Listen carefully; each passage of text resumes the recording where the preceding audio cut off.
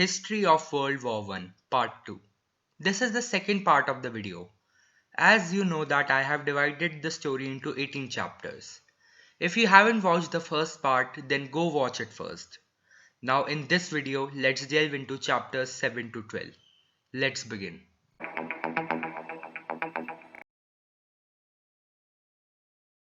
Chapter 7, Russian Revolution.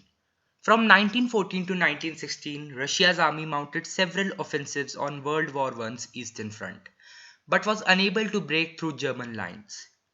Defeat on the battlefield combined with economic instability and the scarcity of food and other essentials led to mounting discontent among the bulk of Russia's population, especially the poverty-stricken workers and peasants.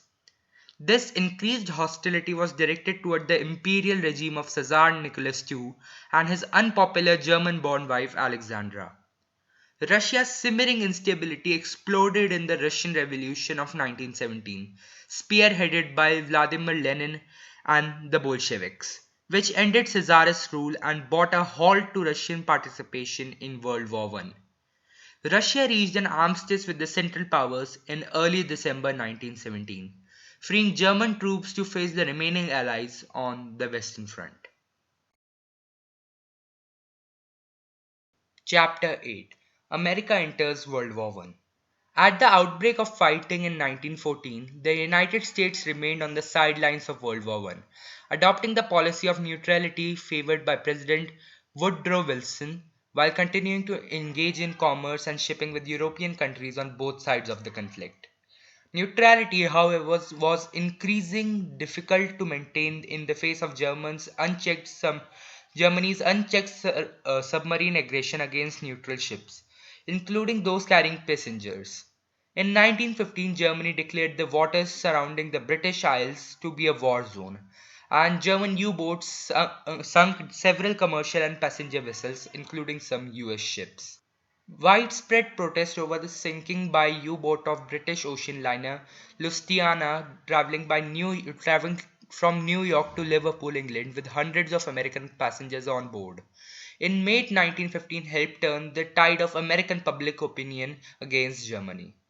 In February 1917, Congress passed a $250 million ARMS appropriations bill intended to make the United States ready for war.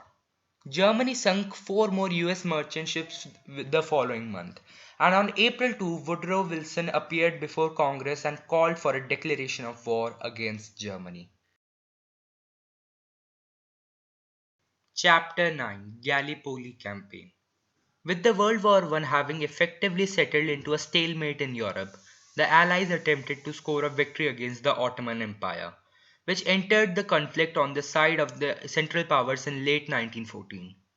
After a failed attack on the Dardanelles, the strait linking the Sea of Marmara with the Aegean Sea, Allied powers led by Britain launched a large-scale land invasion of the Gallipoli Peninsula in April 1915. The invasion also proved a dismal failure, and in January 1916, Allied forces staged a full retreat from the shores of the peninsula after suffering 250,000 casualties. British-led forces also combated the Ottoman Turks in Egypt and Mesopotamia, while in northern Italy, Austrian and Italian troops faced off in a series of 12 battles along the Isonzo River located at the border between the two nations. Chapter 10, Battle of the Isonzo. The first Battle of the Isonzo took place in the late spring of 1915, soon after Italy's entrance into the war on the Allied side. In the 12th Battle of Isonzo, also known as the Battle of Caporetto, October 1917, German reinforcements helped Austria and Hungary win a decisive victory. After Caporetto, Italy's allies jumped in to offer increased assistance. British and French and later, American troops arrived in the region, and the Allies began to take back the Italian front. Chapter 11, World War I at the Sea. In the years before World War I, the superiority of Britain's Royal Navy was unchallenged by any other nation's fleet. but the Imperial German Navy had made substantial strides in closing the gap between the two naval powers. Germany's strength on the high seas was also aided by its lethal fleet of U-boat submarines. After the Battle of Dogger Bank in January 1915, in which the British mounted a surprise attack on German ships in the North Sea, the German Navy chose not to confront British mighty Royal Navy in a major battle for more than a year, preferring to rest the bulk of its naval strategy on its U-boats. The biggest naval engagement of World War I, the Battle of Jutland, May 1916, left British naval superiority on the North Sea intact, and Germany would make no further attempts to break an Allied naval blockade for the remainder of the war. Chapter 12, World War I Planes. World War I was the first major conflict to harness the power of planes. Though not as impactful as the British Royal Navy or Germany's U-boats, the use of planes in the World War I presaged their later pivotal role in military conflicts around the globe.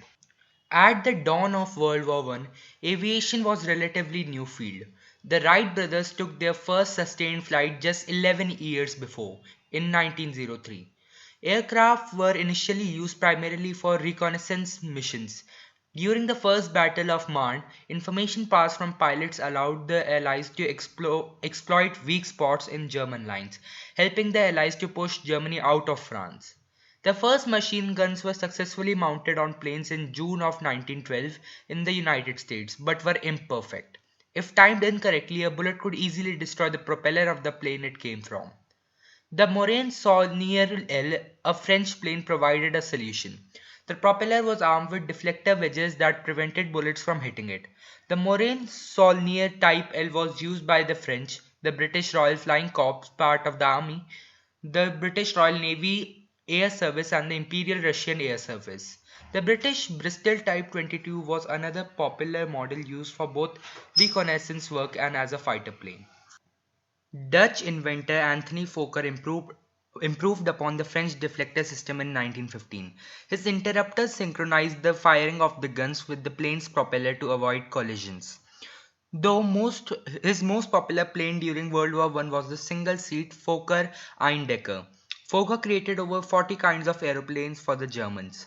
The Allies debuted the Handley Page HP O/400, the first two-engine bomber, in 1915. As aerial technology progressed, long-range heavy bombers like Germany's Gotha GV, first introduced in 1917, were used to strike cities like London. Their speed and maneuverability proved to be far deadlier than Germany's earliest Zeppelin raids. By war's end, the Allies were producing 5 times more aircraft than the Germans. On April 1, 1918, the British created the Royal Air Force, or RAF, the first air force to be separate military branch independent from the Navy or Army. The second part of the series ends here. I hope you liked this one. Sorry, got a bit late again.